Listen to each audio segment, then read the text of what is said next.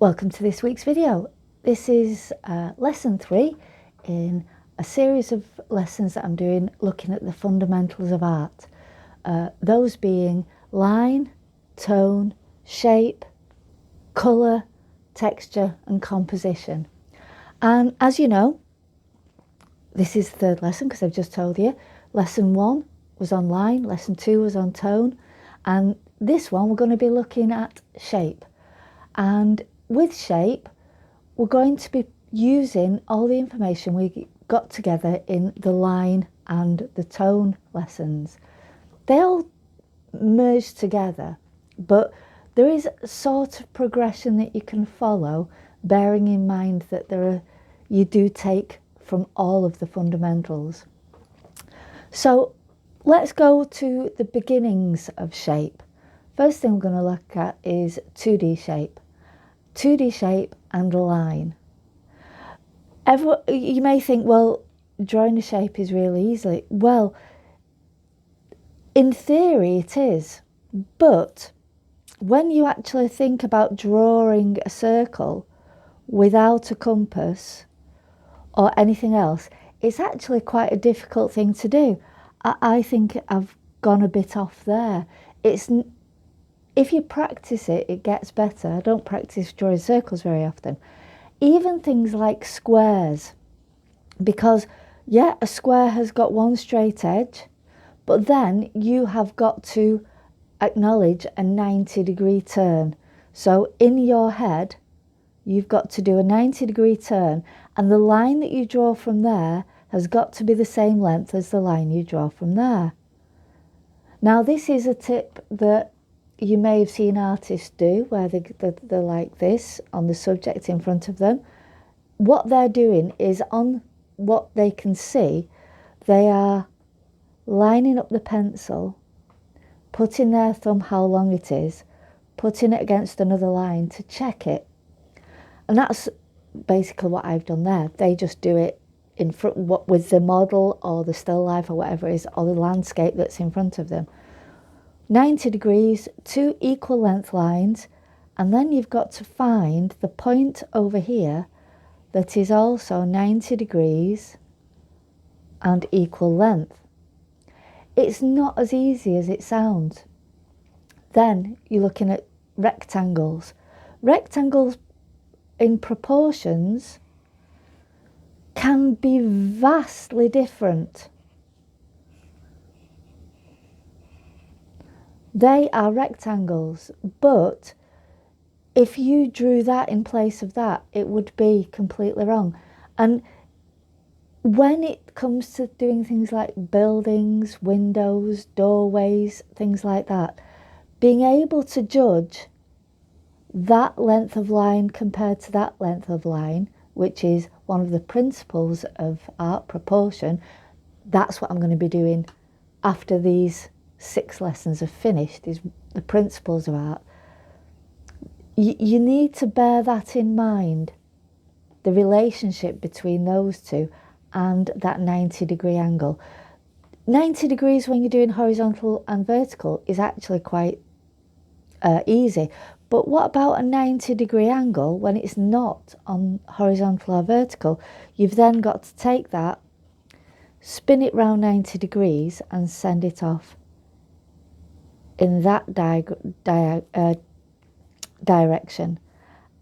And I've gone that too long on that already.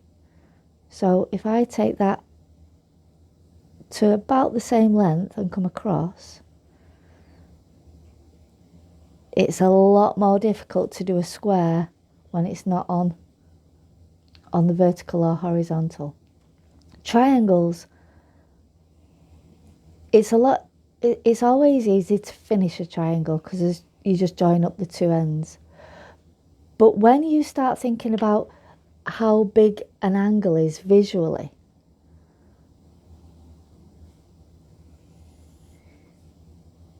then you start to look at relationships between lines. How big that angle is really important. How long that line is really important. Not going into maths, don't worry. Some people love maths, I did enjoy it, but It's just a visual representation of things.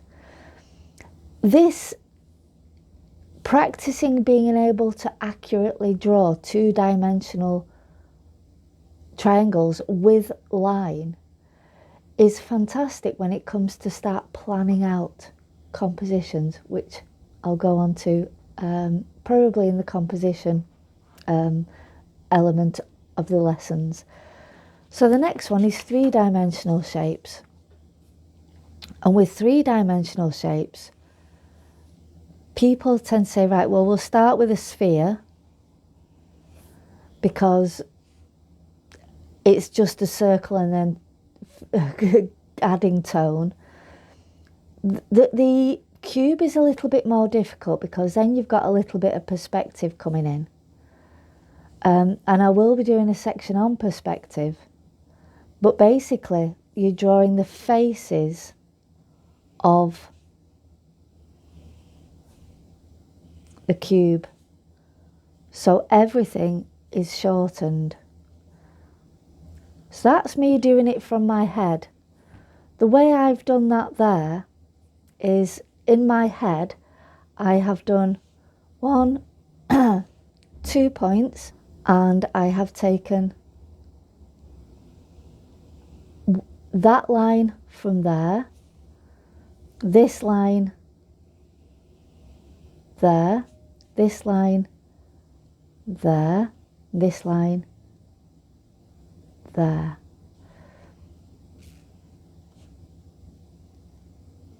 And then added the verticals. And that has given me those two faces of the square using 2-point perspective. That's another thing you can go ahead and research, 2-point, 1-point, 3-point perspective. What we can then do then is look at this third face, and that line also marries up with that point there. And this back line marries up with that one there, and you have your cube. What you need to get is to the point where you can draw it without using your vanishing points, without having the reference mapping points in the background. So that's a really important one to practice. And also, you're still using line. You're still just using line. We haven't added any tone yet. Then you have cones.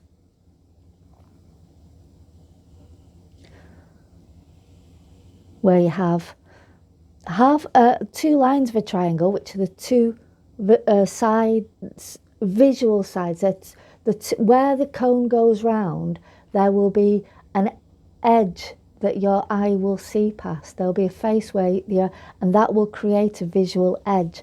It actually smooths away from you, but it's still a visual edge, a boundary almost. And then down here would be a curve. And again, that's curving round, so it doesn't curve with corners. By the time you get to that edge, you should be going slightly up.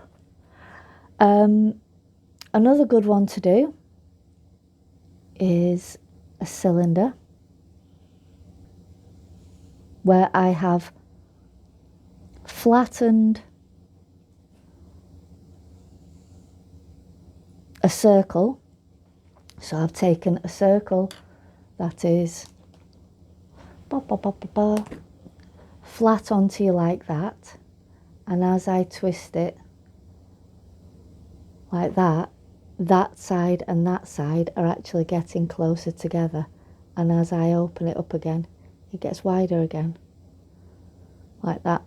So depending on when you are actually drawing saucers, cups, plates, jars, anything, any cylindrical, that distance across there is sometimes as important as getting a nice even curve. And then the other one, if it's flat to you, should be the same curve. If it's going away from you, it'll be a different curve. Oh, all confusing, but it's things that you pick up on the way And when we look at perspective further on, we'll touch on that.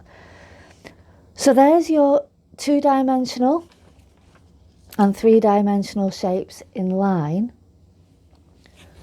2-dimensional shapes in tone. Let's go on to tone now. You can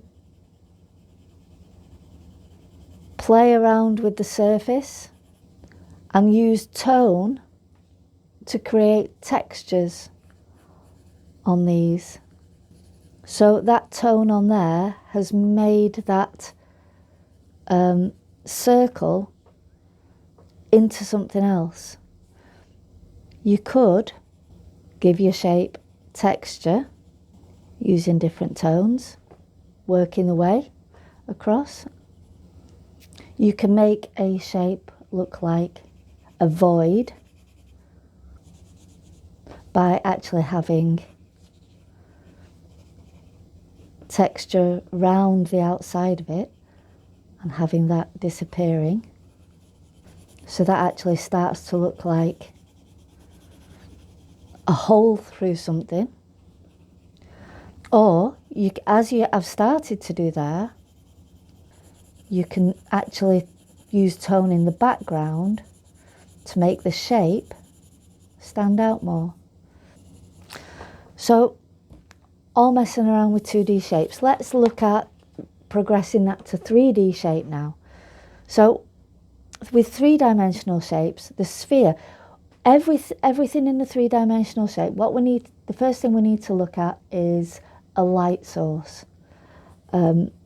When you start adding tone to 3-dimensional shapes, where a light is coming from is going to affect where you're going to put the tone.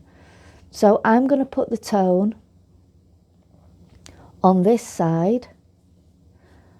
So my light source is coming from that direction.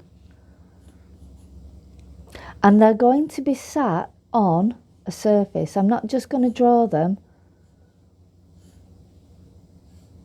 floating in midair, because I think if you do one just floating in midair, you're missing out a lot of the properties. So we've got the light source coming from this direction, sitting on, and it's going to be a light coloured surface, maybe a white table. So this light coming in is going to be hitting this side of the sphere. I'll do the sphere first. And it's also going to be coming in. So this area on this side is going to be out of the light. But as I get down to this area here, this light is coming and bouncing back up onto the sphere. So as it gets down here, this is secondary light now. It's bouncing. Light doesn't just go to something and disappear. It bounces around, which is why tones don't just fit very nicely, dark on one side, light on the other. There's relationships between them. So the darkest point is going to be round about here rather than down here. Right, let's look a little at this relationship here. So that light here, we've got a shadow that's coming down like that. And because it's a curved surface, unless it's a very, very sharp light,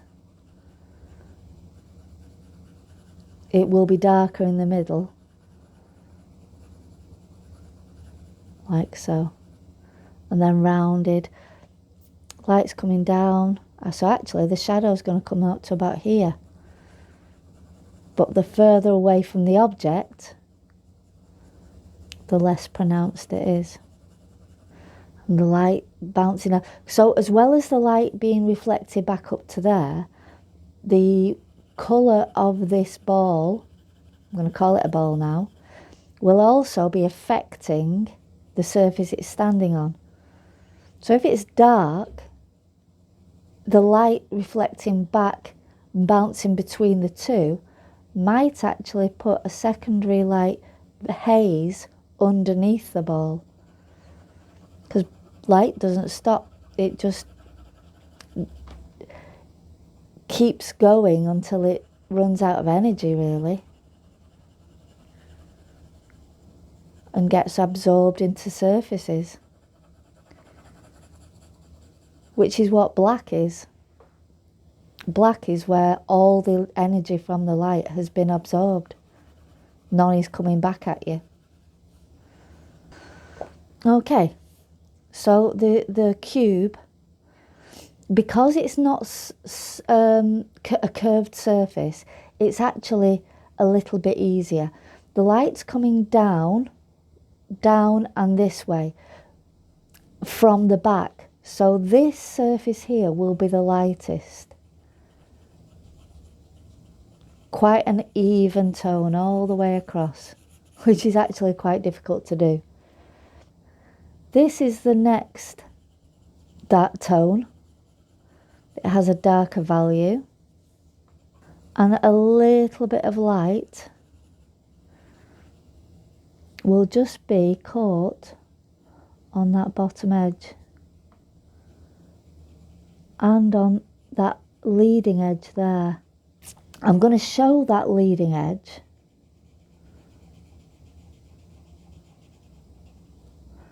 by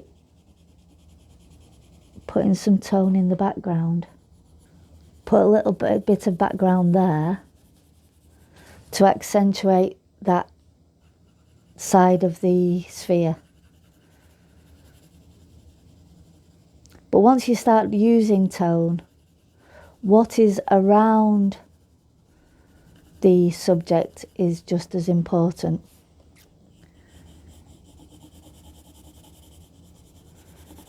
It gives something for the eye to actually relate to. So now we've shown that line there,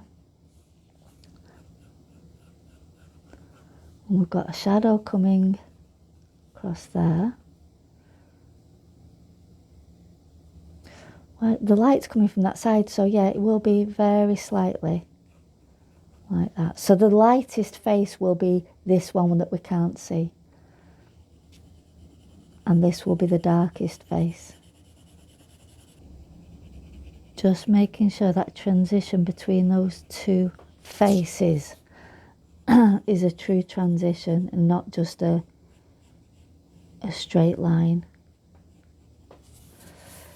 That can be a straight line round there, because that and that have got nothing to do with each other. But round here, that surface and that surface are joined, so it's never going to be an absolutely dead crisp line. Light doesn't bend, light goes in straight lines, but it does reflect and bounce. So although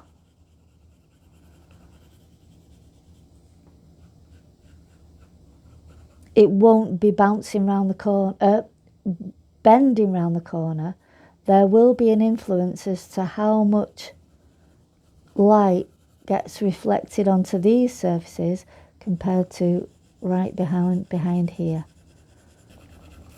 The only time you get absolutely true black, white, light shade shadows is if you have a completely darkened room with only one very strong light source. If you do that, you have very dark and very light. Everywhere else, if you're in a daylight room, you're going to have light bouncing everywhere. So how an object, or it's coming, that one's going to be quite long as well. How an object or a scene or a person is lit is ridiculously important as to how you approach the tones. Okay, so let's go on to the cone. Again, the light's coming in this direction, so that side of the cone is going to be lighter, coming round to the dark. Now, here, there's not, like under here, the reflections come up and hit the sphere. There's not going to be much coming up and hitting because it's actually sitting on its base. So the actual grading of the value going around the cone will be quite true and regular. And the shadow coming down, it's quite a tall cone, so it's going to go off, the shadow's going to go off there. And again, it's not going to be a hard edge on the shadow because this is a curved surface. So a lot of light will be bounced around it. And then let's just carry on those lines. So this now we're moving on to the cylinder. So this side of the cylinder here. So we're going to have it with a flat end or a curve, like a hollow tube. I think we'll do it as a hollow tube, showing that there is no light being bounced back from that inside tube. Okay, so light's coming down. Under here is going to be the darkest bit. And just above that, there'll be a lighter patch where the reflected light, like in there, in the sphere, and then it'll go darker again. That halfway cut-off point of the tube is actually quite important because above there is there's light actually catching it, but under there the light's going past it, so a lot of this is just reflected light on this side. So there we go. Sphere, cube, cone and cylinder. And those can be pretty much manipulated into all sorts of shapes.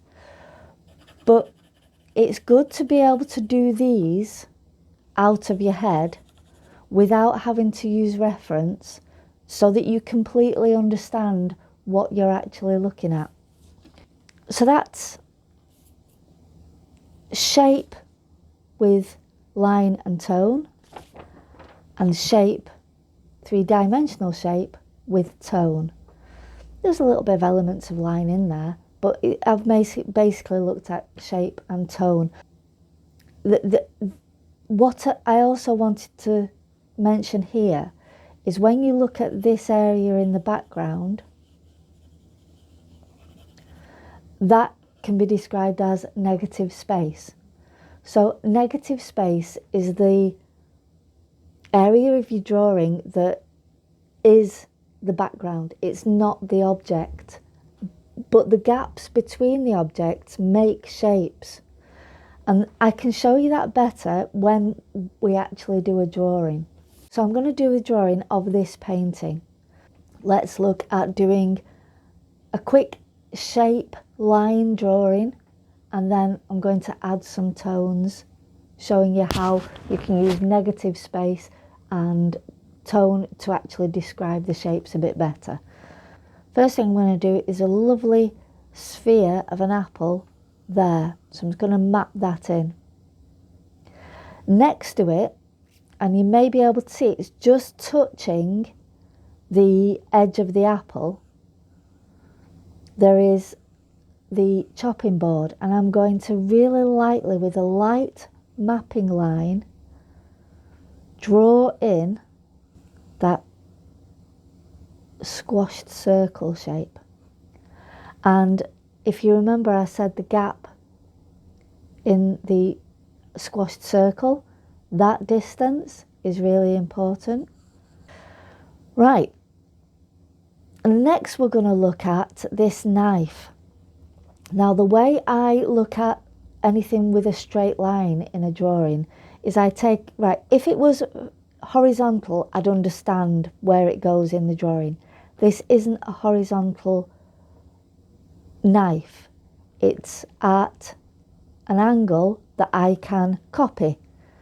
The knife is at that angle.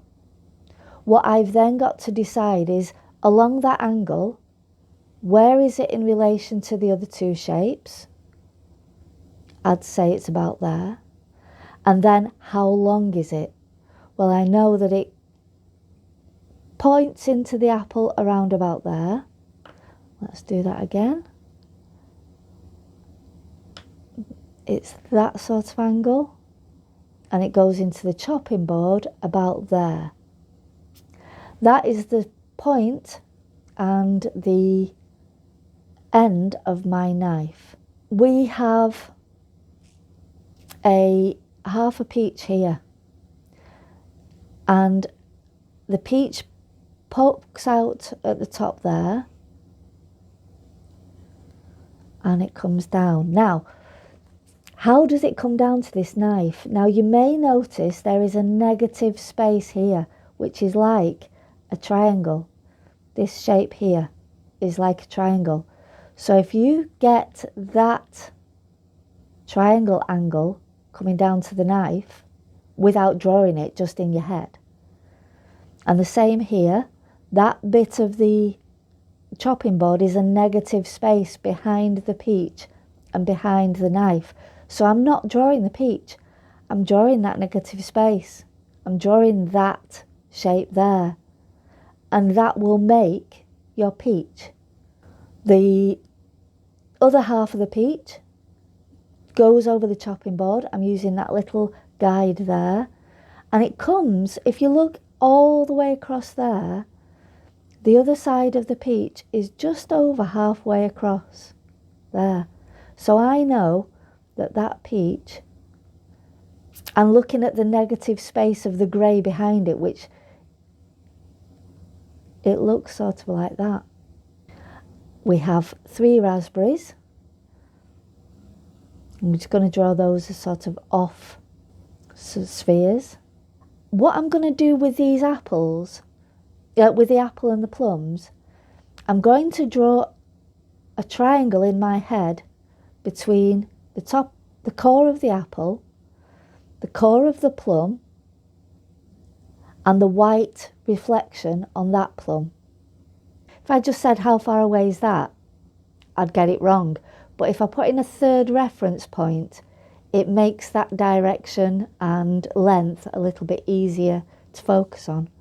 Now, very quickly, with tone, you're looking at your darkest points and your lightest points. My darkest point is in there. That's going to be really dark. My lightest points are the reflections on the plums and the apple. The rest of it is just drawing spheres and reflected light.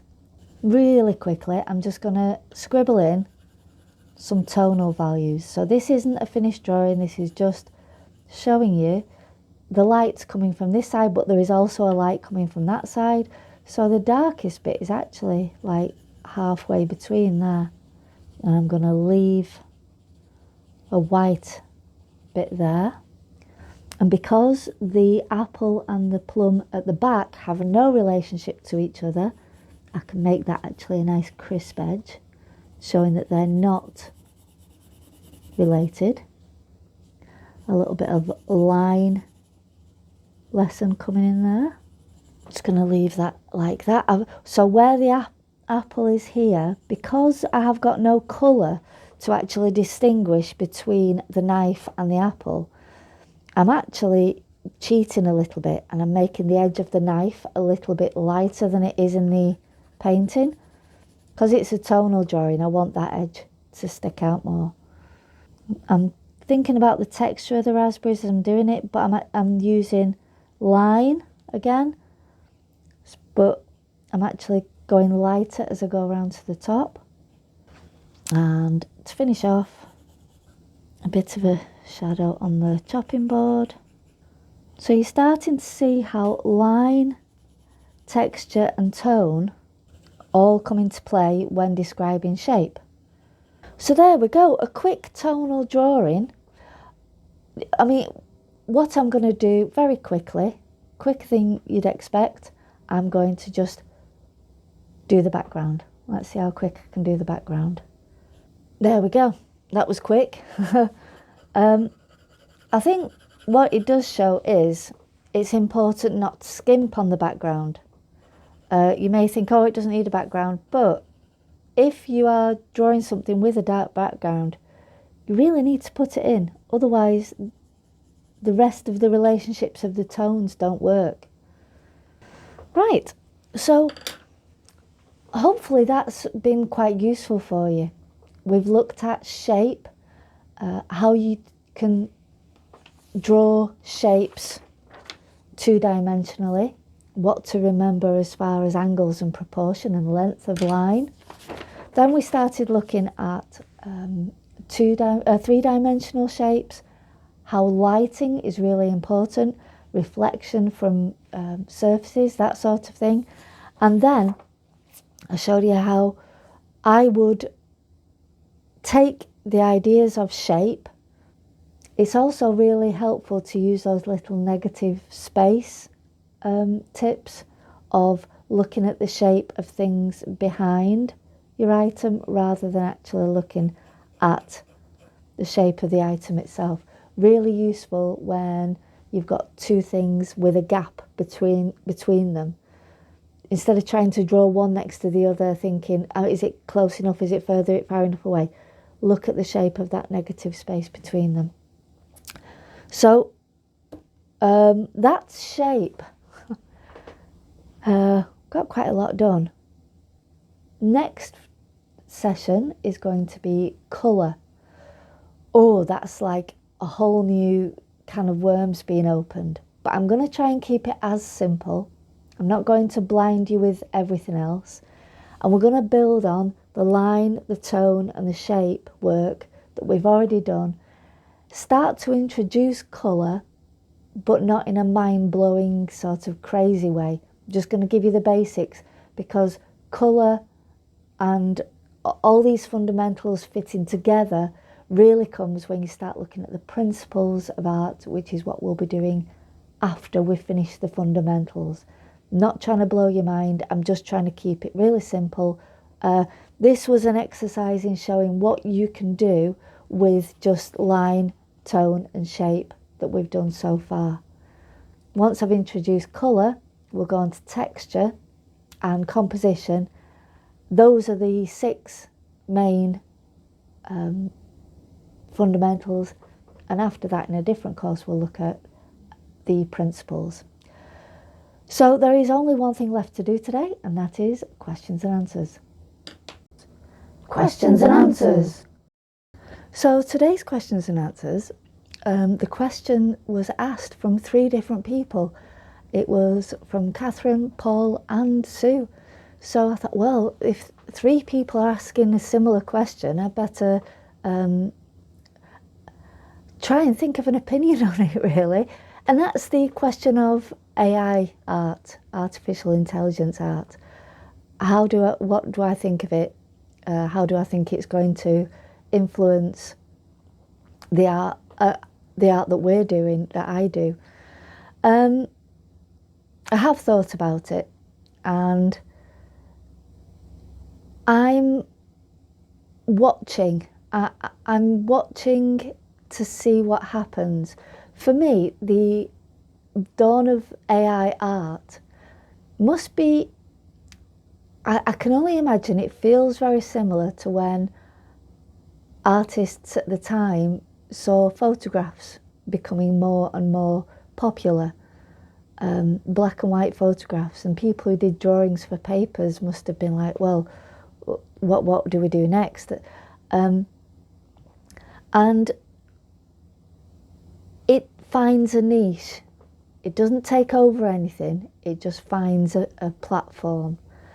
We can't get rid of AI. Once something's happened, once something's found, you can't unfind it. It is there. The fact that we can type in a sentence and it comes up with an image relating to that sentence won't go away now. But, and to regulate it would just be crazy. I think it would be impossible. But I was speaking to an artist called May a few days ago. We touched on this subject, and basically the artificial intelligence calls on the input that it gets given. It can only actually draw on things that have already been done. So to actually make up something from nothing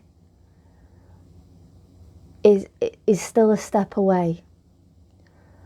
So the conceptual side of it, of coming up with something that nobody ever thought of, or coming up with a mythical creature that no one's ever seen or thought of, is still in the realms of the human mind. And also, an AI can only show you the perception of a range of journeys that have been added into it.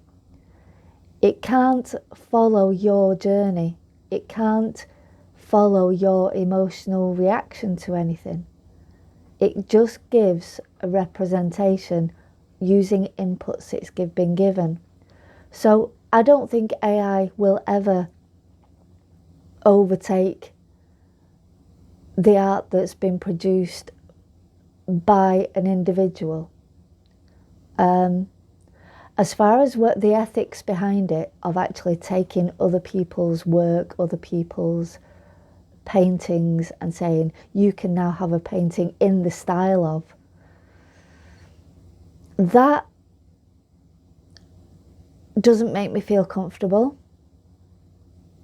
But that is something for the people who wrote those algorithms to live with, and think about. I wouldn't feel comfortable doing that. I wouldn't feel comfortable saying, right, I'm going to take all this artist's work and say I can draw like this artist using AI. Maybe a historical figure who all their work is in the public domain anyway. Maybe that is an element of historical interest. But doing it on artists that are still trying to forge their way and make their own decisions, change their paths, follow their paths, I don't think that's fair, and it makes me feel uncomfortable. But how you'd regulate it, I have no idea. So today's question and answers, the answer was purely my opinion. Nothing to do with any research that I've actually looked up or anything like that. It's just things that I've heard, things that I've spoken to other people about. So you can agree with it or you can not agree with it. That is absolutely fine. If I have an opinion, I am completely aware that it might not be the same opinion as other people's. So thank you so much for watching. Thank you very much for tuning in. Subscriptions are starting to pick up, which is amazing. Every time I get a new one, I think, oh my gosh, somebody else just wants to see this. And I can't get my head around it.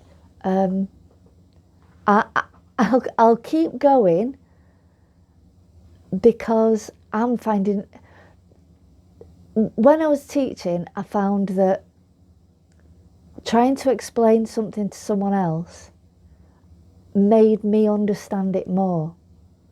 So me trying to go through these lessons is really helping me look at my own work and my own way of working, my own methods.